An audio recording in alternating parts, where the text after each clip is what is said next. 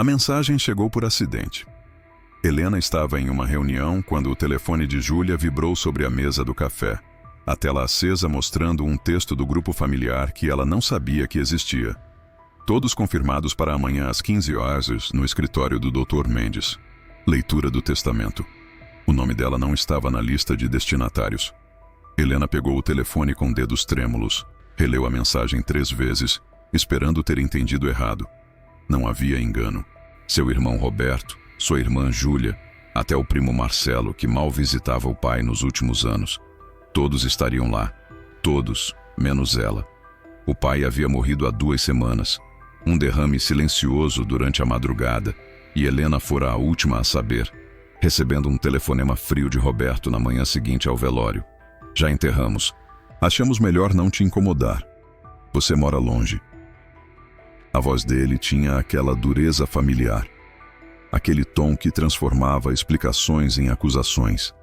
Ela havia dirigido 6 horas naquela mesma tarde, chegado à antiga casa da família para encontrá-la vazia.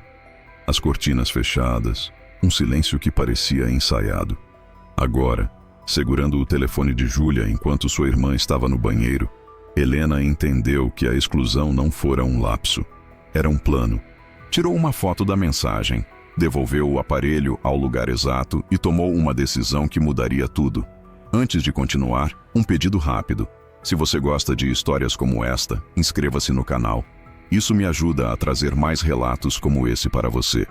Quando Júlia voltou do banheiro, Helena sorriu, perguntou sobre os sobrinhos, pagou a conta e se despediu com leveza estudada.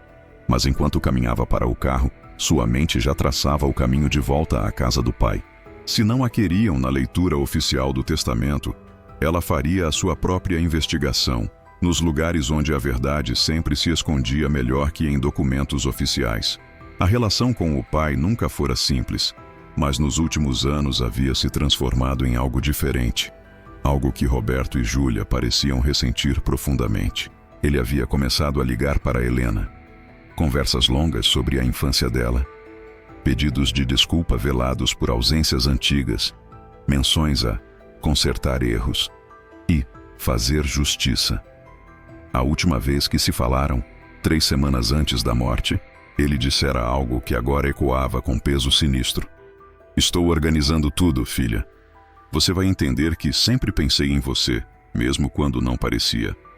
Helena não havia entendido na época, ocupada demais com o trabalho e a própria vida para decifrar as entrelinhas da culpa paterna. Agora, excluída deliberadamente de um ritual que deveria incluí-la, aquelas palavras ganhavam contornos de revelação incompleta. A casa ficava a 3 horas de distância, numa cidadezinha onde o pai havia construído seu império silencioso de farmácias e pequenos investimentos. Helena dirigiu durante a noite inteira, chegando ao amanhecer, quando a névoa cobria o jardim abandonado como um sudário de segredos não contados. A fechadura cedeu com um clique que ecoou mais alto do que deveria no silêncio da rua vazia. O cheiro atingiu Helena assim que entrou. Uma mistura de móveis antigos, papel amarelado e algo mais pesado que ela não conseguia nomear. Talvez apenas a presença fantasmagórica de décadas de vida familiar comprimidas em cômodos que já não respiravam. A casa estava exatamente como ela lembrava e completamente diferente. Como se a morte do pai tivesse reconfigurado a arquitetura emocional do espaço. Helena caminhou pela sala, seus passos abafados pelo tapete persa que o pai comprara numa viagem à Turquia antes dela nascer, e sentiu o peso de estar sozinha num lugar que deveria estar cheio de lembranças reconfortantes, mas só oferecia uma sensação crescente de não pertencimento. As paredes mostravam fotografias em molduras de prata, retratos de família cuidadosamente curados, onde ela aparecia cada vez menos conforme os anos avançavam, até desaparecer completamente nas fotos mais recentes. Não era apagamento acidental, era escolha. Helena subiu as escadas para o 2º andar, onde ficava o escritório do pai, um santuário que sempre fora proibido durante a infância. E não é lugar de criança, ele dizia. Mas Roberto podia entrar quando quisesse. Sentava-se na poltrona de couro e fingia ler os relatórios financeiros enquanto o pai sorria com orgulho. Helena nunca tivera esse privilégio. A porta do escritório estava trancada. Mas ela conhecia os hábitos do pai. Sabia que ele escondia uma chave sobressalente dentro do vaso de porcelana azul no corredor. Aquele que pertencera à avó e que ninguém mais se dava ao trabalho de olhar. A chave estava lá, coberta de poeira, esperando. O escritório era menor do que ela lembrava, com paredes forradas de estantes repletas de livros que provavelmente nunca foram lidos e arquivos que documentavam uma vida inteira de transações comerciais. A mesa de mogno ocupava o centro do cômodo, sua superfície limpa demais, organizada demais, como se alguém tivesse removido propositalmente qualquer rastro de trabalho recente. Helena sentou-se na cadeira do pai, sentiu o couro frio contra suas costas e começou a abrir gavetas. As 3 primeiras revelaram apenas o esperado: canetas, blocos de papel timbrado, recibos antigos, cartas de clientes agradecendo por generosidades comerciais. Mas a 4ª gaveta, a mais funda do lado esquerdo, estava trancada. Helena procurou por outra chave, revirou os objetos sobre a mesa, examinou a parte inferior das gavetas abertas. Nada. Foi então que seu olhar caiu sobre o porta-retratos virado de costas no canto da estante. Ela o pegou, reconheceu a foto imediatamente. Ela própria aos 8 anos, sorrindo com 2 dentes faltando, segurando um sorvete numa tarde de domingo.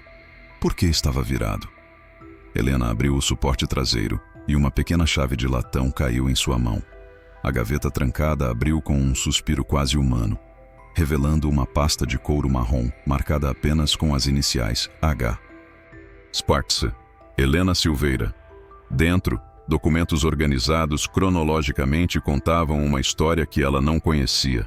O primeiro era um testamento datado de 8 meses atrás, escrito de próprio punho pelo pai, reconhecido em cartório com todas as formalidades legais.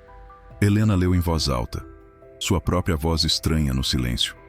Deixo a Helena Silveira, minha filha, a propriedade da Rua das Acácias, os fundos de investimento identificados como HSF 2018 e HSF 2023, bem como 50% das ações da Farmácia Central, em reconhecimento aos anos de distância que eu mesmo construí e agora busco reparar. As mãos de Helena tremeram. A propriedade da Rua das Acácias valia sozinha mais de 2 milhões. Os fundos eram significativos, e 50% das ações representavam o controle efetivo do negócio familiar. Não era apenas uma herança generosa. Era um pedido de desculpas em forma de patrimônio, o reconhecimento tácito de que ele a havia negligenciado, afastado, permitido que Roberto e Júlia construíssem uma narrativa onde ela era a filha problemática, a rebelde que escolhera sair, quando na verdade ela fora empurrada para fora por anos de favoritismo velado e exclusões calculadas. Mas havia mais documentos. Uma carta do advogado Dr. Mendes, datada de 3 semanas atrás, agradecendo pelo depósito do testamento e confirmando seu arquivamento em cofre do escritório.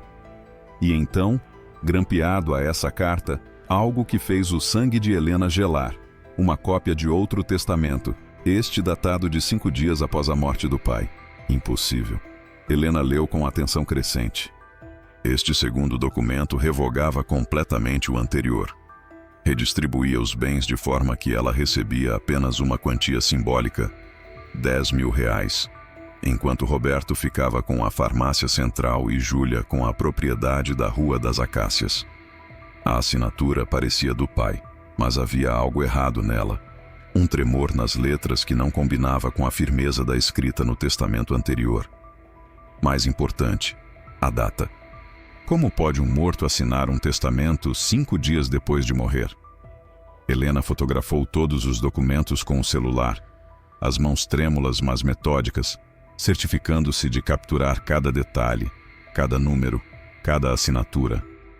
Depois procurou mais, vasculhou todas as outras gavetas, revirou pastas e arquivos. Encontrou recibos de pagamentos ao Dr. Mendes, conversas impressas de e-mail entre o advogado e Roberto discutindo-lhe a situação delicada da herança e a necessidade de proteger o legado familiar de decisões impulsivas do patriarca. Um e-mail em particular a fez parar de respirar. Roberto, entendo sua preocupação, mas alterar um testamento post-mortem é tecnicamente complicado e eticamente questionável. Sugiro aguardarmos alguns meses antes de qualquer ação. A resposta de Roberto era fria. Não temos meses. Ela não pode descobrir. O testamento antigo precisa desaparecer e o novo precisa ser o único registrado. Você será bem compensado por sua discrição. Helena sentou-se no chão do escritório, as costas contra a mesa do pai, os documentos espalhados ao redor como evidências de uma traição familiar que ia além de qualquer coisa que ela pudesse ter imaginado. Helena não dormiu. Passou a noite organizando as evidências, criando cópias digitais de tudo, enviando arquivos para seu próprio e-mail, para um pendrive, para a nuvem. Às 2 da tarde do dia seguinte, quando Roberto, Júlia e os demais estariam reunidos no escritório do Dr. Mendes para a leitura do testamento falso, ela estacionou seu carro em frente ao prédio comercial no centro da cidade e subiu as escadas com a pasta de couro marrom debaixo do braço. A secretária tentou impedi-la. A senhora não está na lista. Não pode entrar. Helena empurrou a porta da sala de reuniões e entrou como quem entra em território de guerra. Todos se viraram. Roberto se levantou imediatamente, o rosto vermelho de raiva contida. O que você está fazendo aqui? Não foi convidada. Júlia desviou o olhar, incapaz de sustentar o peso da culpa. O doutor Mendes, um homem de 60 anos com óculos de aro fino e expressão perpetuamente cansada, fechou a pasta que tinha nas mãos e suspirou. Helena jogou a pasta marrom sobre a mesa de reuniões, os documentos se espalhando como cartas de um jogo de acusações definitivo. Não fui convidada porque vocês sabiam que eu descobriria a verdade. Sabiam que um testamento não pode ser alterado 5 dias depois da morte do testador. Sabiam que falsificar a vontade de um morto é crime. O silêncio que se seguiu foi denso como concreto. Roberto tentou falar, mas Helena continuou, a voz firme apesar do tremor interno. Papai deixou tudo documentado. O testamento verdadeiro, as cartas, os e-mails entre você e o doutor Mendes discutindo como me apagar da herança. Ele sabia que vocês tentariam fazer isso, por isso guardou cópias, deixou pistas. A casa sempre guardou a verdade que vocês tentaram esconder. Dr. Mendes retirou os óculos, passou a mão pelo rosto. Helena, há mal-entendidos aqui que podem ser esclarecidos. Não há mal-entendido, há falsificação, há fraude, há conspiração para fraudar herança. E eu tenho provas de tudo, fotografadas, digitalizadas, arquivadas em lugares múltiplos. Júlia começou a chorar, um choro baixo e desesperado. Roberto permaneceu de pé, os punhos cerrados, a mandíbula tensa. Você nunca foi parte desta família de verdade. Papai cometeu um erro ao tentar compensar décadas de ausência sua com dinheiro. Nós estamos protegendo o legado dele, protegendo o trabalho de uma vida. Vocês estão roubando a vontade de um homem morto para satisfazer sua própria ganância. E eu não vou permitir. Helena olhou para cada um deles, viu o medo se instalando nos olhos de Roberto, viu a vergonha destroçando Júlia, viu o doutor Mendes calculando quanto sua carreira custaria se aqueles documentos fossem a público. Vocês têm 2 opções. Ou reconhecemos o testamento verdadeiro, o que meu pai realmente quis, e resolvemos isso civilizadamente. Ou eu levo tudo à polícia e ao Ministério Público e assistimos enquanto a justiça desfaz essa farsa. A escolha é de vocês. O processo levou 4 meses. Roberto tentou negociar, ofereceu acordos que Helena recusou sistematicamente.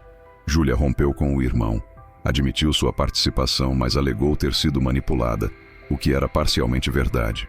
O Dr. Mendes perdeu a licença, respondeu a processo por falsificação e uso de documento falso. O testamento verdadeiro foi reconhecido. Cada palavra do pai restaurada à legitimidade que sempre deveria ter tido.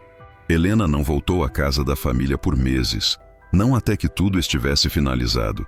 Todos os documentos assinados, todas as transferências concluídas. Quando finalmente retornou, foi numa tarde de março, com as janelas abertas e luz entrando por todos os cômodos. Ela subiu até o escritório, sentou-se na cadeira do pai e chorou pela primeira vez desde que tudo havia começado.